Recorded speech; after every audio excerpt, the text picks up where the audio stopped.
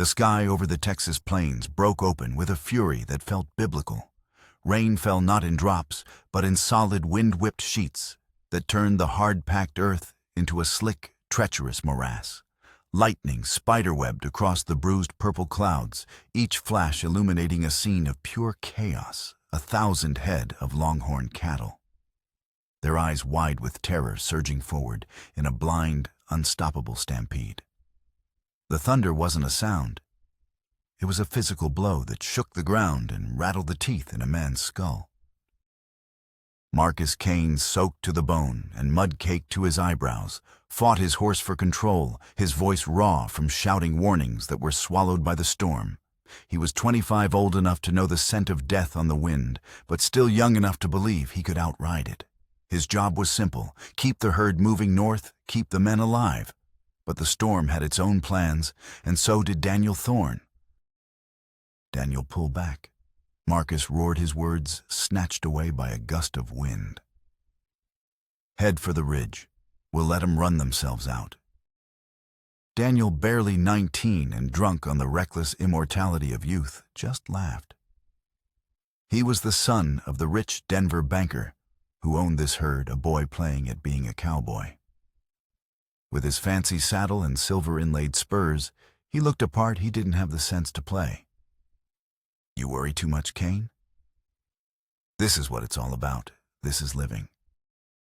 He spurred his terrified stallion, a magnificent black beast, too high-strung for this kind of work, and charged toward the churning flank of the herd, whooping like a madman. He meant to turn them to perform some heroic feat he could write home about. Marcus saw the moment of disaster before it happened.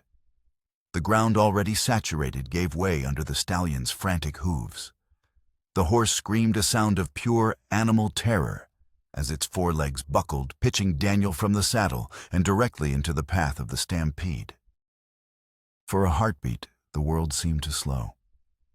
Marcus saw the look of surprise on Daniel's face, the boyish arrogance replaced by a sudden stark understanding of his own mortality. He saw Daniel's mouth open, but no sound came out. Then the wave of brown hides, clattering horns, and thundering hooves washed over him, and he was gone. The storm raged for another hour before it finally exhausted itself, moving east to torment some other patch of blighted earth. The silence it left behind was profound, broken only by the drip of water from Marcus's hat brim and the heaving gasps of his exhausted horse. The herd was scattered for miles. The other hands were rounding up strays, their faces grim and pale in the washed-out light of the storm's aftermath. But Marcus rode back. He had to. He found what was left of Daniel in a shallow wash, half buried in the mud and debris the flood of cattle had churned up. The fine clothes were ripped to shreds, the handsome face broken and unrecognizable. There was nothing heroic about it. It was a stupid, senseless end to a life that had barely begun. Kneeling in the mud, Marcus felt a guilt so heavy, it felt like a physical weight pressing down on his chest. He had warned him. He had shouted until his throat was raw, but he hadn't stopped him. He hadn't ridden him down and dragged him to safety. His fingers, clumsy with cold and shock, brushed against something hard and metallic in the mud near Daniel's hand. He picked it up. It was a silver locket, heavy and ornate, chased with the image of a soaring eagle. He pried it open with his thumbnail. Inside, on one side, was a miniature portrait of a young woman with fierce, intelligent eyes and a cascade of blonde hair. On the other, an inscription, "Always come home to me." City. Catherine Thorne, Daniel's sister. He'd seen her once in Denver, a fleeting vision of silk and disdain as she'd said goodbye to her brother. The woman in the portrait looked younger, softer, but the fire in her eyes was the same. Marcus closed the locket, the metal cold against his palm. He slipped it into his pocket, a secret penance, a tangible piece of his failure. He had failed to bring her brother home. The weight of that failure and the silver locket that embodied it would become the ghost that rode with him for the next 15 years. Years later, the dust of Millfield, Texas, tasted of regret. It settled on everything, the weary clapboard buildings huddled together against the endless wind, and the cracked leather of saddles, the thirsty tongues of its citizens. The town was a place people ended up, not a place they chose. Marcus Kane had ended up here 6 months ago, a man running from a past that had a longer shadow than the western mountains. He had bought the old Henderson place with cash saved over 15 years of hard work and harder silence, hoping the sheer vastness of the land might be enough to swallow the ghost that still rode with him. Today, however, the town's particular brand of slow decay had sharpened into a spectacle. The entire population, it seemed, was gathered on the courthouse steps, their faces a mixture of pity, righteousness, and plain, hungry curiosity. They were watching a woman be broken. Her name was Sarah Mitchell, and the town had long decided she was too much. Too tall, too strong-willed, too capable of running her own ranch after her husband's death 3 years prior. Her success was an affront to their narrow view of the world, and her current predicament was to many a satisfying course correction. Sold to the highest bidder for $37.50, the auctioneer barked, his voice cutting through the humid air. Widow Mitchell and her property rights transferred to Jeremiah Cobb, effective immediately. The gavel's crack echoed the splintering of her last hope. The dust motes dancing in the courthouse sun seemed to freeze each one a tiny shard of the life she was losing. Sarah stood on the steps in a worn black dress, a pillar of defiance in a sea of vultures. Marcus, standing at the edge of the crowd, had seen her around town.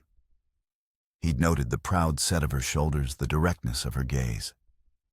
He recognized the look of a person who had been judged by people who had never walked a mile in her boots.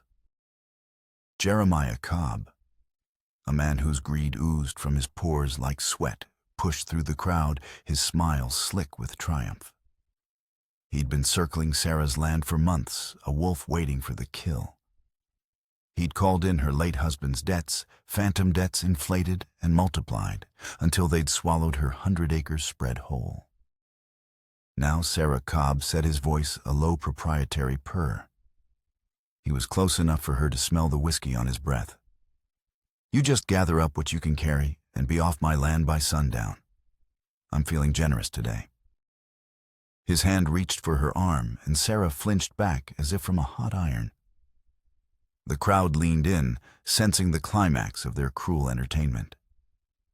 These were people she'd known for years, people she'd nursed through fevers and helped during droughts. Now they watched her ruin as if it were a traveling medicine show. That was when Marcus moved. He didn't think. He acted. The sight of Sarah cornered and stripped of her dignity, being treated like property, resonated with a guilt 15 years old. He saw another person he might fail to protect. A voice cut through the noise, quiet but carrying an authority that made even Cobb pause. "I believe there's been a mistake." Every head turned. Marcus stepped forward, the crowd parting before him like the Red Sea. He was tall and broad-shouldered, a man shaped by honest work, his eyes the color of storm clouds gathering over the plains. He met Sarah's gaze across the sea of faces, and in that instant a silent understanding passed between them two, outsiders recognizing a kindred spirit. Cobb's face flushed a blotchy red. "Now see here, Kane, this ain't your concern." The auction notice said property and debts. Marcus stated, his voice as steady as bedrock.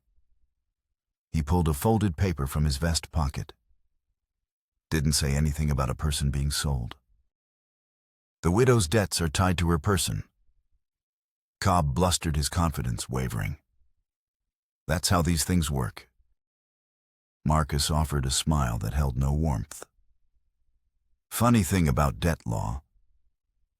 According to Territorial Statute 1138, personal debt can only transfer with personal consent."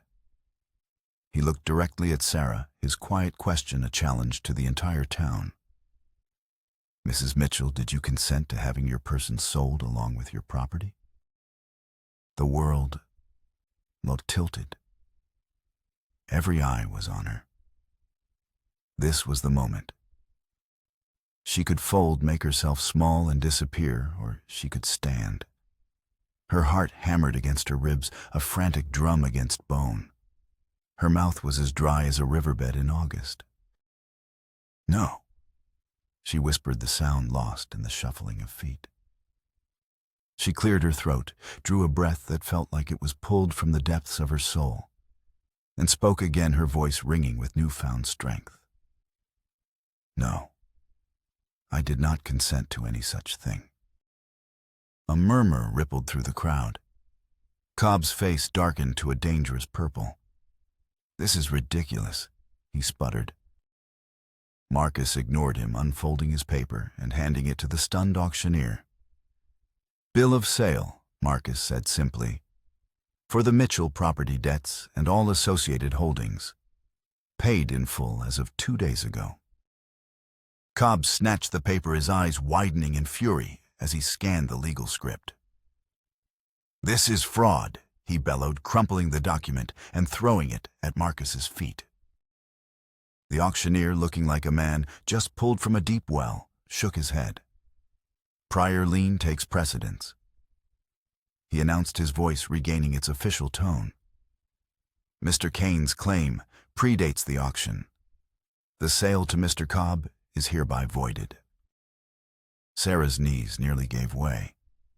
This stranger, this quiet, haunted man from the Henderson place, had just bought her life. But why? What was the price? There was always a price. Marcus bent down smoothly, retrieving the crumpled paper. He carefully folded it and tucked it back into his vest. Mrs. Mitchell, he said, his voice softer now for her ears alone. I wonder if you might ride out to my place when you're ready. We have some things to discuss. What kind of things? Sarah asked, her voice shaking, but laced with steel. Gratitude was one thing. Trust was a different animal entirely. His storm cloud eyes softened with a flicker of understanding, the kind of things better discussed with coffee and common sense instead of an audience looking for gossip. She nodded slowly. I'll be along directly. Marcus touched the brim of his hat, a gesture of simple respect, and walked away. The crowd parted for him again, their whispers following him like smoke. Cobb stepped in front of Sarah, his face a mask of twisted rage. This ain't over, he hissed. Men like Kane don't do nothing for free.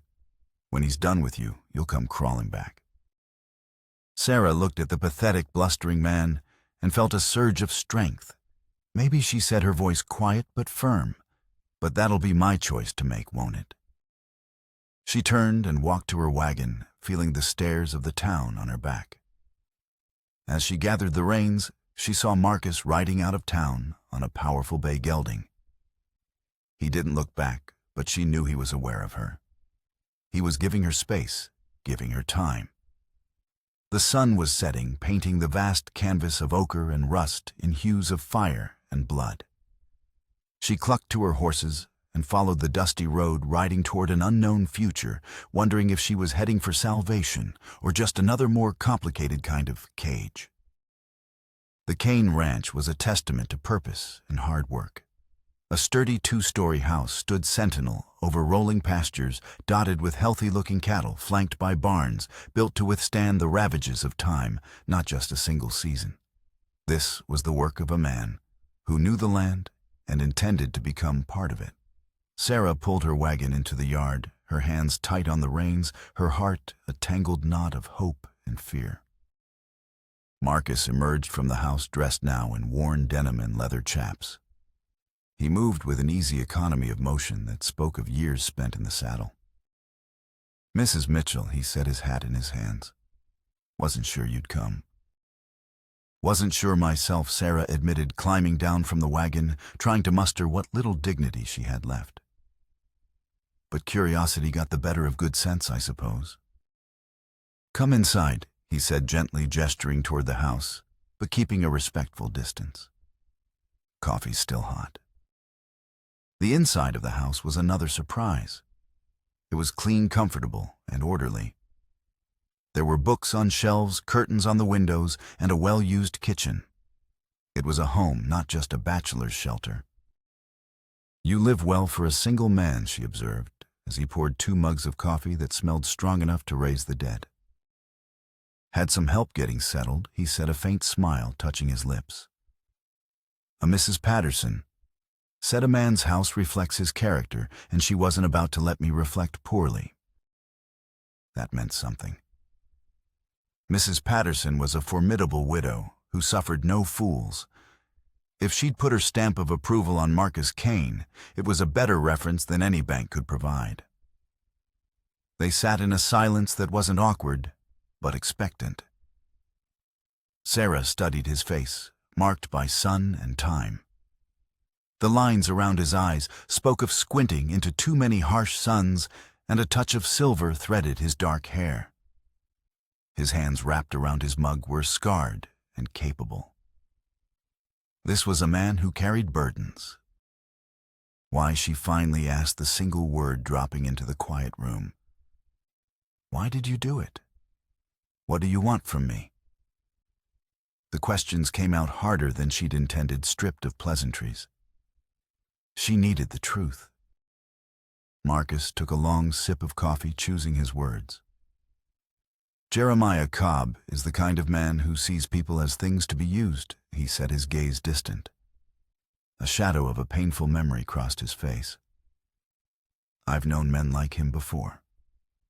I've seen what they do. No one deserves that." "That's a reason, but it's not an answer," she pressed. "Men don't buy other people's troubles out of charity. There's always a price." He met her eyes then, and what she saw there was not deception, but a profound weariness, a deep-seated loneliness. "I want to offer you a choice," he said. "Something I don't think you've had much of lately." He stood and walked to the window overlooking the pastures. "I need help. This place is too much for one man. You've been running your own spread since your husband died. You know the work." Sarah's heart began a slow, heavy beat that measured out her dread. "What exactly are you proposing, Mr. Kane?" He turned to face her, his expression serious. "A partnership," he said. "You work the ranch with me. 50-50 split of the profits after expenses. You keep your independence. There's a cabin down by the creek, small but sound. It would be your space, your own life." He paused, running a hand through his hair. "And if it doesn't work out, the debts I bought stay paid. You'd be free. No strings." It was too good to be true. Things that sounded too good to be true always were. "And what do you get out of this arrangement?" she asked, her voice laced with the cynicism of hard experience. "Besides a ranch hand." "Company," he said, with a raw honesty that startled her. "Someone to talk to over supper. Someone who understands this life." He met her gaze again, and she saw a flicker of the same isolation she felt in her own heart. "And maybe someone who knows what it's like to be judged by people who've never walked in your boots." "The town talks about you too," she stated. "They do," he confirmed without bitterness. "They say I'm too quiet. They wonder where my money came from. They've decided I'm either running from the law or hiding from a wife." He gave a short, humorless laugh. "Truth is usually more boring than gossip. And they say I'm too big, too loud, too much trouble." Sarah found herself saying the words, a release of years of frustration. "They've been waiting for me to fail. Looks like they finally got their wish." "Did they?" Marcus asked quietly. "Seems to me you ran that place just fine until Cobb decided to steal it." "That's not failure, Mrs. Mitchell. That's theft dressed up in legal paper." His conviction was a balm on a wound she hadn't known was still so raw. A fragile warmth spread through her chest. "The cabin," she said, testing the word. "I could come and go as I please. The right to her own choices was the most precious thing she'd lost." Your life, your choices, he affirmed. I'm offering partnership, not ownership. The distinction hit her with the force of a physical blow. Tears pricked her eyes, and she fought them back. And what will people say? A widow living on a bachelor's ranch. Marcus shrugged a gesture that dismissed the town's petty judgments. They'll say what they want. They'll whisper and point. But they're not living your life, Sarah. You are. The sound of her first name on his lips, spoken without the formal barrier of Mrs. Mitchell, was startlingly intimate. It made her feel seen as a person, not a problem. Simple isn't the same as easy, he said, seeming to read her thoughts. It'll be hard work and more gossip than either of us wants. But it'll be honest. And it will be yours.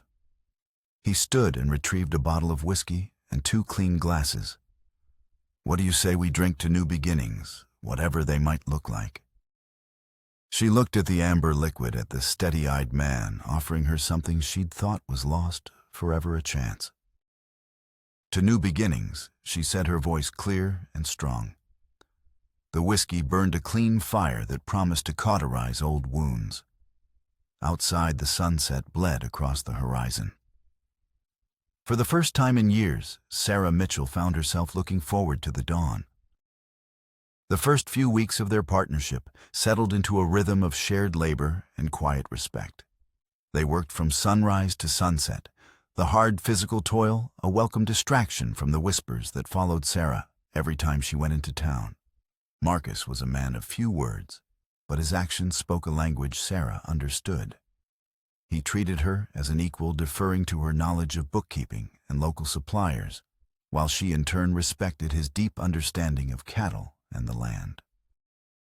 The first real test of their arrangement came not from the gossips in Millfield, but from the land itself. A sickness had taken hold of the creek that watered the north pasture, the one closest to her small cabin. The water ran sluggish and foul, and 2 steers were found dead by its banks, their bodies bloated and still. Marcus stood beside her at the water's edge, his face grim. "It's been poisoned," he said, his voice flat and hard. He pointed to a faint oily sheen on the surface of the water. Someone dumped something upstream. There was only one person who stood to gain from crippling his ranch. Jeremiah Cobb's Sarah said the name, leaving a bitter taste in her mouth. "Proving it will be next to impossible," Marcus said, kicking at a rock in frustration. "The sheriff's a friend of his. He'll call it a natural ailment." The immediate problem was more pressing than justice. They had to move the herd away from the contaminated water and find a new source fast. The only other reliable water was the well near the main house miles away. For the next week, their lives became a grueling cycle of hauling water in barrels on the back of the wagon, a back-breaking, seemingly endless task. It was during those long days of shared hardship that the careful walls between them began to crumble. They worked in tandem, a silent, efficient team. Sarah saw the unyielding strength in Marcus, the way he pushed his body to its limits without complaint. He in turn saw her resilience, her refusal to be broken by yet another setback.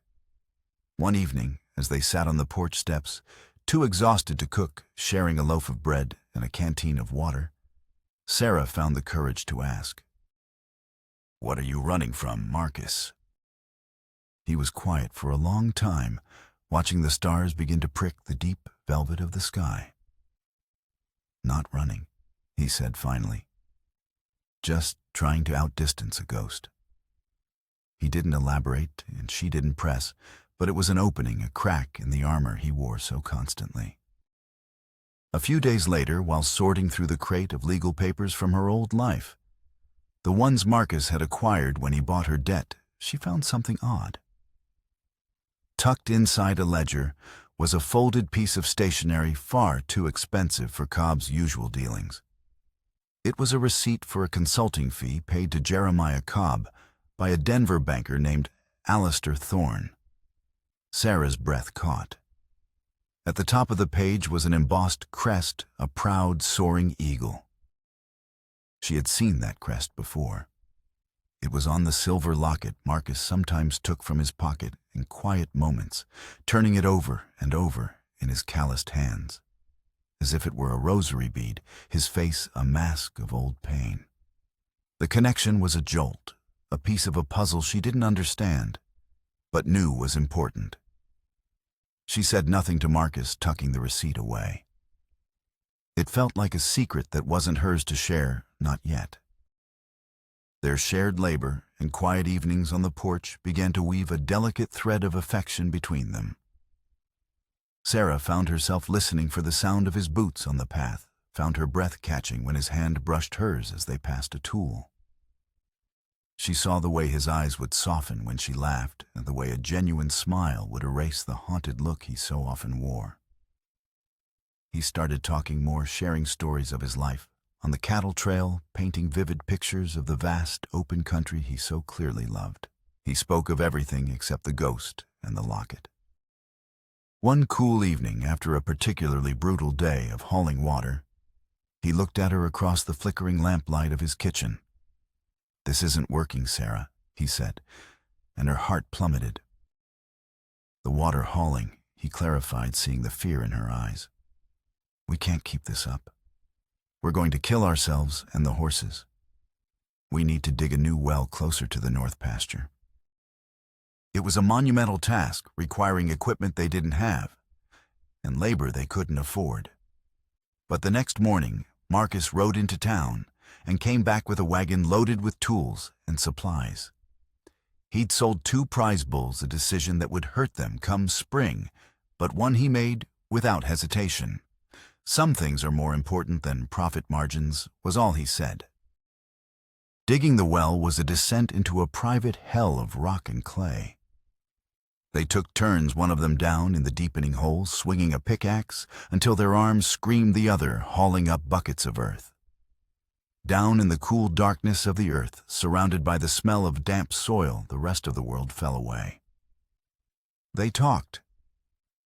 He told her about his dream of building a ranch that would last, something solid to leave behind. She told him about her love for the land, a love her late husband had never understood, seeing it only as a thing to be conquered and sold. One afternoon, as Sarah was hauling him up, the rope slipped through her blistered hands. Marcus fell the last few feet with a grunt of pain. She scrambled down the ladder in a panic, her heart pounding.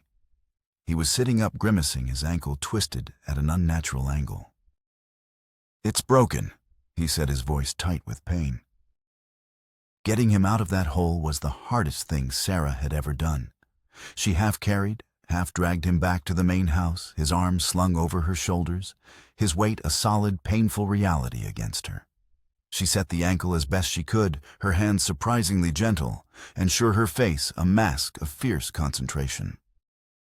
For the next 2 weeks, he was confined to the house, and Sarah ran the ranch alone, doing the work of 2 people. She fed the cattle, hauled the water, mended the fences, and at the end of each grueling day, she came into the house and cared for him. She cooked his meals, changed his bandages, and sat with him in the evenings, reading aloud from one of his books. In that forced stillness, their relationship deepened into something undeniable. He watched her, his gaze filled with a mixture of gratitude and an emotion that looked terrifyingly like love. She in turn allowed herself to see past the quiet rancher and glimpse the vulnerable man beneath. She saw the pain he tried to hide, the loneliness he never spoke of. One night, as a storm raged outside, rattling the windows in their frames, he woke from a nightmare, shouting a name: Daniel. Sarah rushed to his side, placing a cool hand on his forehead. He was slick with sweat, his eyes wide with a terror that was 15 years old. "It's all right, Marcus," she soothed. "You're safe." He gripped her hand, his fingers like steel bands. The mud, he whispered, his voice hoarse. I couldn't reach him." And then, in a torrent of guilt and grief, the story of the stampede poured out of him and the reckless boy, the storm, the failure, the locket. He pulled it from the drawer of his nightstand and pressed it into her hand. The silver was cool against her skin. She saw the eagle crest and finally understood. Alistair Thorne. C.T. Catherine Thorne. "It wasn't your fault, Marcus," she said softly, her heart aching for the young man who had carried this burden for so long. "I should have stopped him," he insisted, his voice breaking. "You can't stop a man from making his own choices." She said the words echoing the truth of her own life. "You can only be there to pick up the pieces." He looked at her. Then his defenses finally completely gone. The space between them crackled with unspoken feelings. He reached up his calloused thumb, tracing the line of her jaw. The distance closed. His lips met hers tentatively at first, then with a desperate pent-up hunger that spoke of years of loneliness. It wasn't a kiss of gentle romance. It was a kiss of raw need of two broken people finding a moment of solace in each other. When they broke apart, the air was thick with the weight of what had just happened. They had crossed a line, and neither of them knew what lay on the other side. But in the quiet aftermath of the storm, both inside and out, one thing was clear: their partnership was no longer just about land and cattle. It was about two hearts scarred and wary, tentatively reaching for a home. The kiss changed the air between them, charging it with a fragile, unspoken tenderness. They moved around each other with a new awareness, a shyness that was at odds with the easy partnership they had built. But before they could navigate this new uncharted territory, a dust cloud on the horizon signaled the arrival of the afternoon stage from Denver, and with it, the ghost from Marcus's past. Sarah was in the yard mending a harness when the carriage pulled up. It wasn't the usual dusty, functional stagecoach, but a private, polished vehicle drawn by four perfectly matched gray horses. A driver in livery hopped down to open the door, and a woman stepped out. She was like a creature from another world. Her traveling dress was of emerald green silk, impeccably tailored and uncreased by the journey. A fashionable hat sat perched on a flawless cascade of blonde hair. She moved with an elegant, deliberate grace, her eyes the same fierce, intelligent eyes from the locket sweeping over the ranch with an expression of cool disdain. Marcus came out of the house, his movements stiff, his face pale beneath his tan. He had been a different man since their kiss, since the confession of his past lighter, as if a great weight had been lifted. Now that weight seemed to descend again, heavier than ever. "Catherine," he said, his voice strained. "Marcus," she replied, her voice crisp and educated, each syllable perfectly enunciated. "You look rustic." She didn't offer an embrace or a smile of greeting.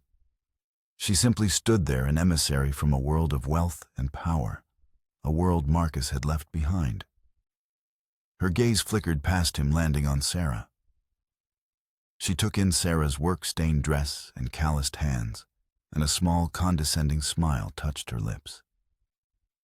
"And you must be the help." The word was a tiny poisoned dart. Before Sarah could respond, Catherine turned her full attention back to Marcus. "We have a great deal to discuss," she announced, as if Sarah were no more than a fence post. "In private." Marcus's jaw tightened. "Sarah is my partner." He said the words, a quiet declaration of loyalty that sent a wave of warmth through Sarah's chest. "Whatever you have to say to me, you can say in front of her." Catherine raised a perfectly sculpted eyebrow. "A partner. How progressive of you, Marcus. Is that what we're calling it these days?" Her eyes glittered with malice. "Very well. Let's all go inside. I wouldn't want the dust to ruin my dress." Inside the house that had become a sanctuary for Sarah and Marcus, Catherine's presence was a violation. She ran a gloved finger over the simple wooden mantelpiece, her expression conveying her distaste for its provincial charm. "My father sends his regards." She began seating herself in Marcus's favorite chair as if it were a throne. "He's been quite concerned about you, about your investment out here in the wilderness. "What do you want?" Catherine Marcus asked, his patience clearly worn thin. "It's not what I want, Marcus. It's what I am owed," she said, her voice turning from silk to steel. "I've come to reclaim what is mine." She looked from Marcus's stony face to Sarah's, a triumphant smirk playing on her lips. "You see, Mrs. Mitchell? Is it Mitchell, Marcus? And I have had our differences, it's true. But some bonds can't be so easily broken. I am Catherine Kane, his wife." The words landed in the quiet room with the force of a physical blow. Sarah felt the air leave her lungs, the floor seeming to tilt beneath her feet. Wife. The word echoed in the sudden ringing silence. The woman he'd been separated from for years. The woman who wouldn't grant him a divorce. She was here. And then the second more devastating blow fell. "But you probably know my family better by my maiden name." Catherine continued, her eyes locked on Marcus, enjoying his shock. "Thorne. My father is Alistair Thorne. My brother was Daniel Thorne." Everything clicked into place with sickening clarity. The locket, the receipt Sarah had found, the eagle crest. The ghost Marcus had been running from wasn't just a memory. It had a name, a family, and a powerful father in Denver. And it had sent its avenging angel to settle a 15-year-old score. "We know everything," Marcus, Catherine said, her voice dropping to a venomous whisper. "We know how my brother died under your watch. How you, the experienced trail boss, let a boy ride into a stampede. My father has mourned for 15 years. I have mourned. And we have decided that it's time for you to finally pay for your negligence." "It was an accident," Marcus said, his voice ragged. "Daniel was reckless.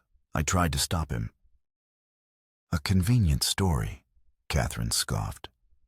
"One you've probably told yourself so many times you almost believe it. But my father and I believe otherwise. We believe you failed him.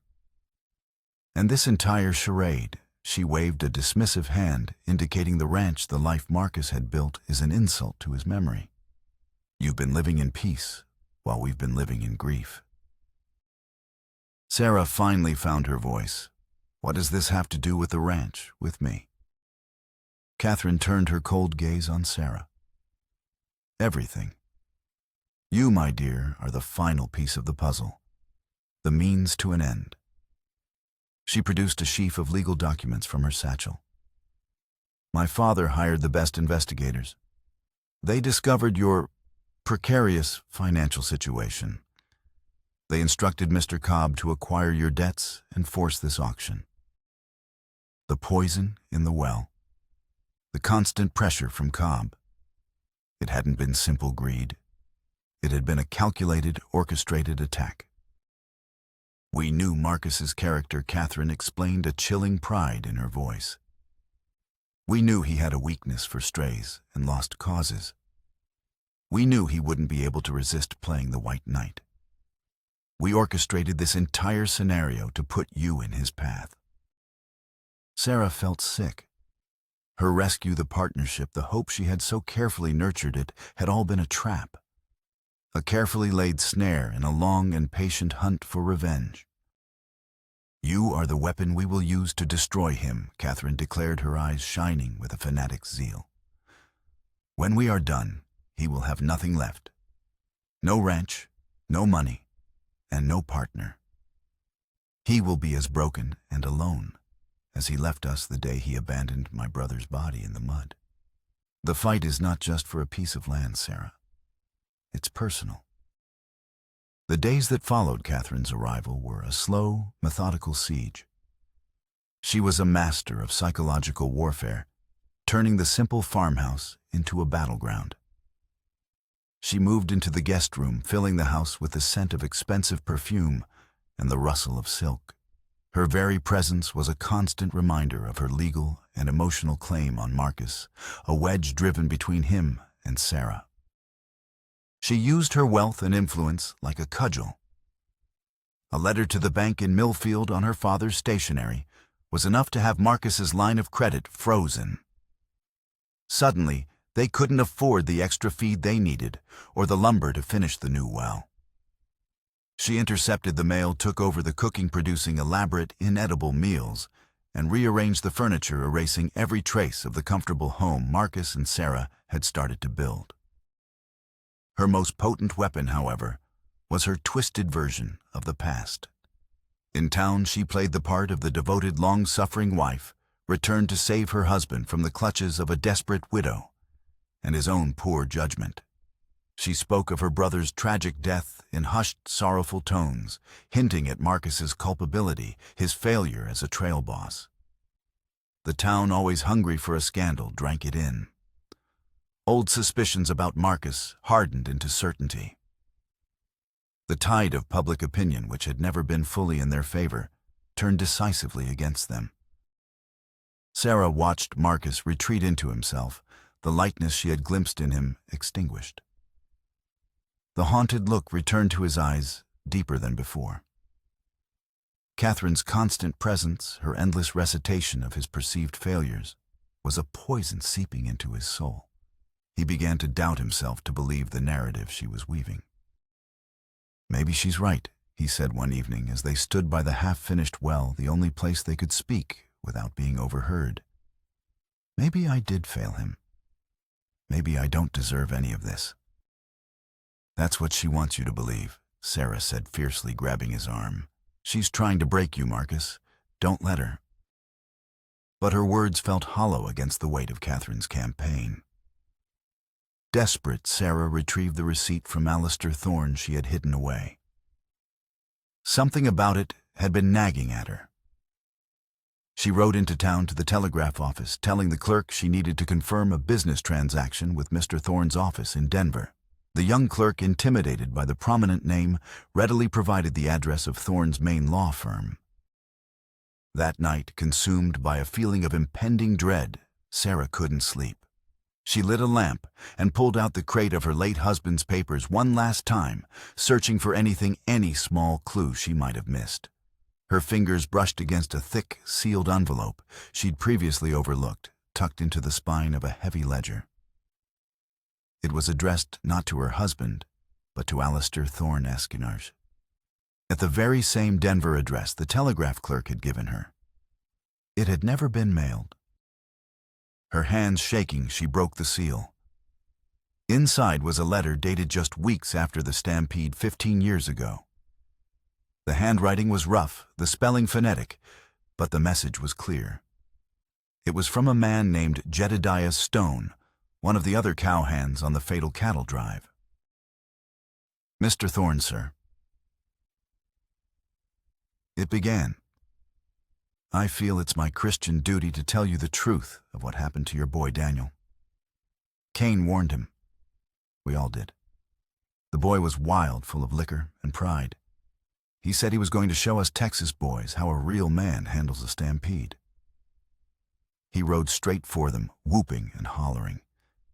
It was his own damn foolishness that got him killed, not no failure of Marcus Cain's.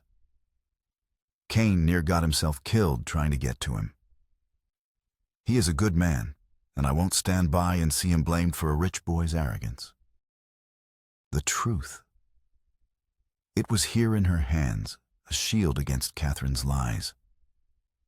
But how had it ended up in her husband's possession, and why had it never been sent? She could only guess that Cobb, in his thoroughness, had tracked down the old cowhand and acquired the letter, perhaps intending to use it as blackmail against the Thornes, but had carelessly lost it amongst the papers he'd used to ruin her. She looked out her cabin window toward the main house. The light in Catherine's room was still burning. The final battle was coming, and now Sarah Mitchell held the one weapon that might be able to win it. The night air grew unnaturally still, thick with the scent of hay and impending violence. A malevolent orange glow began to flicker against the dark wood of the barn.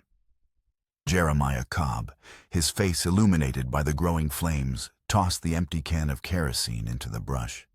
Catherine's orders had been simple: create a distraction, something to trap the woman, and finish this ugly business for good.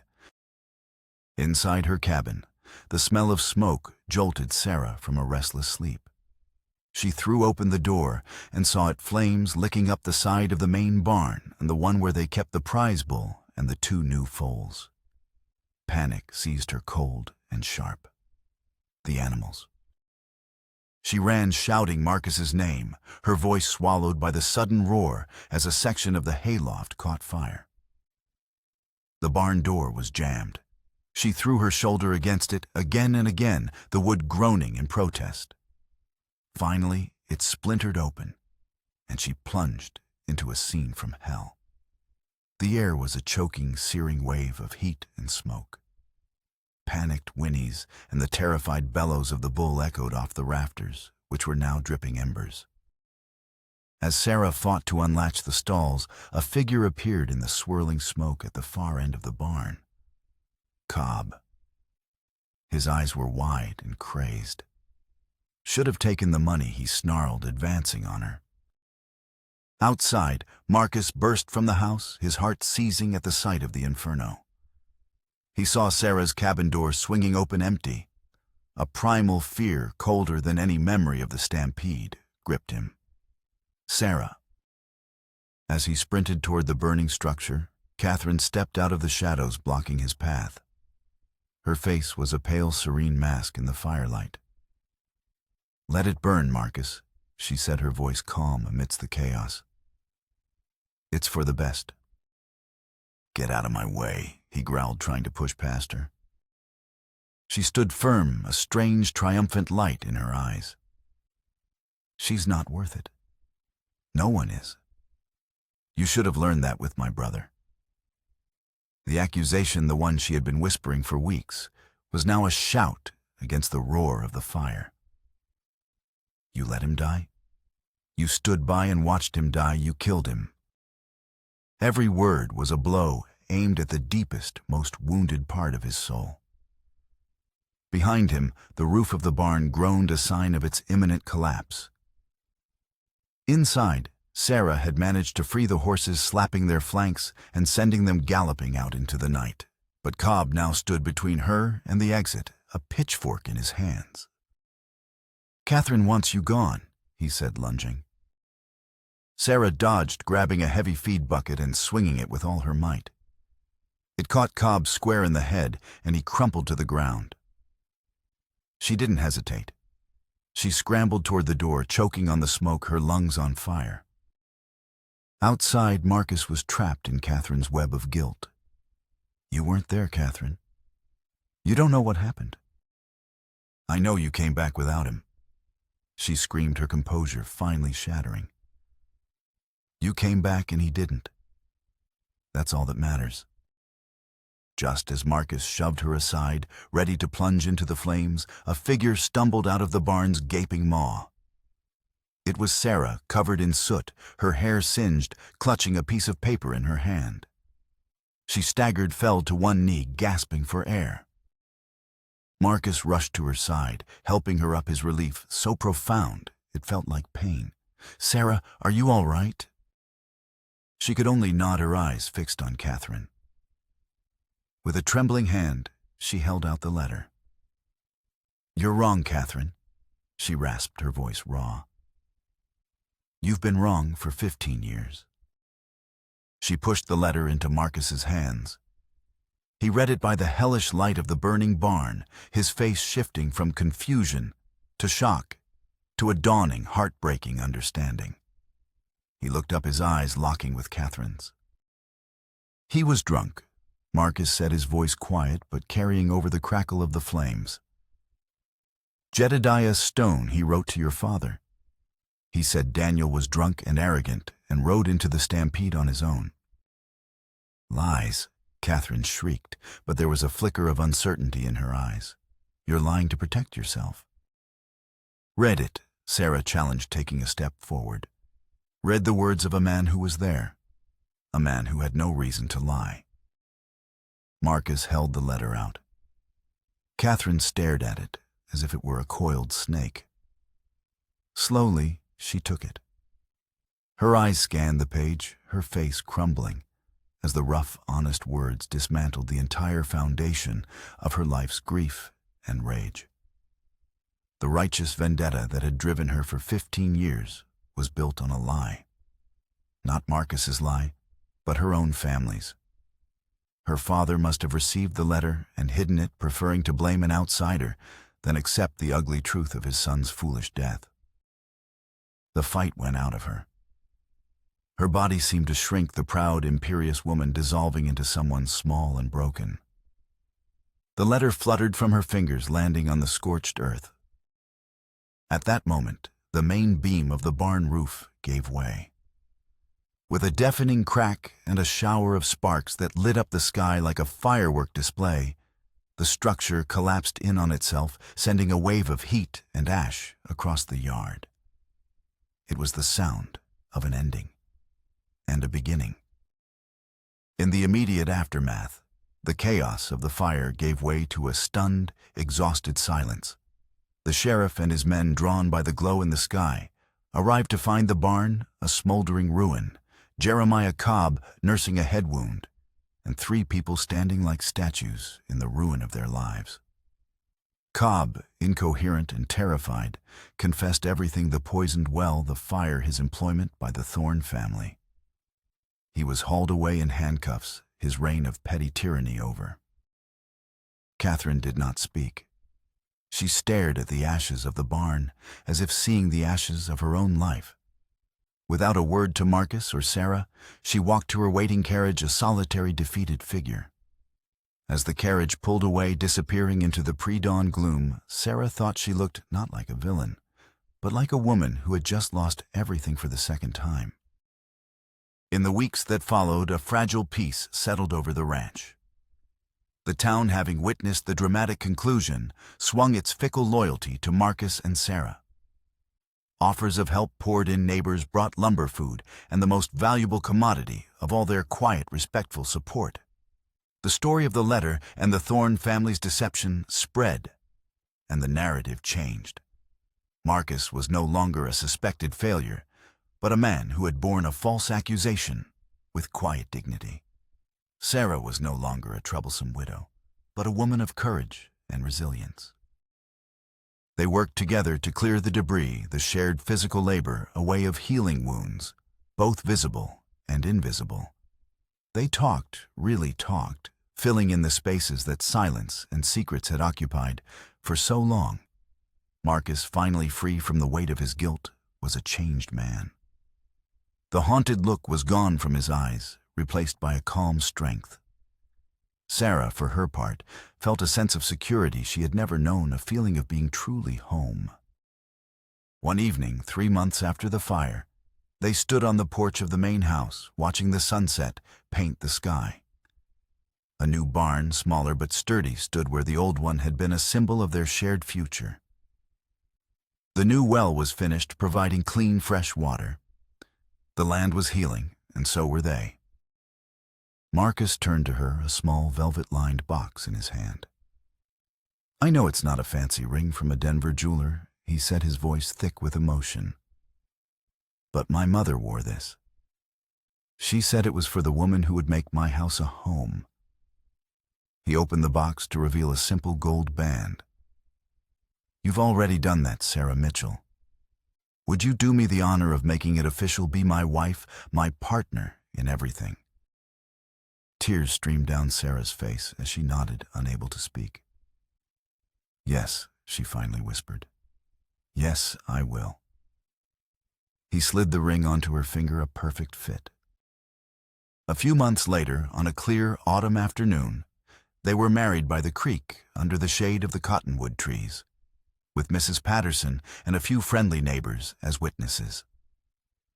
They rebuilt their lives from the ashes, their partnership now a bond forged in fire and truth, cemented by love and mutual respect. That winter, as the first snow began to fall, they sat before the fireplace in the main house. Marcus stood and retrieved something from the mantelpiece. It was the silver locket. He had polished it, until it shone, the eagle seeming to take flight in the firelight. For months it had sat there, not as a symbol of guilt, but as a reminder of the past they had both overcome. He opened it, looking at the portrait of the young, fierce-eyed woman, and then at his wife, whose strength and love had finally brought him peace. He closed the locket and put it back on the mantel. He had made peace with his ghost. He sat beside Sarah, taking her hand, and together they looked out the window at the land blanketed in clean white snow. It was a vast canvas, no longer of ochre and rust, but of purity and promise. Their land, their future, a quiet, simple life earned through hardship and held with gratitude. They had faced down ruin and found redemption, not in vengeance or victory, but in the simple, profound act of building a home together.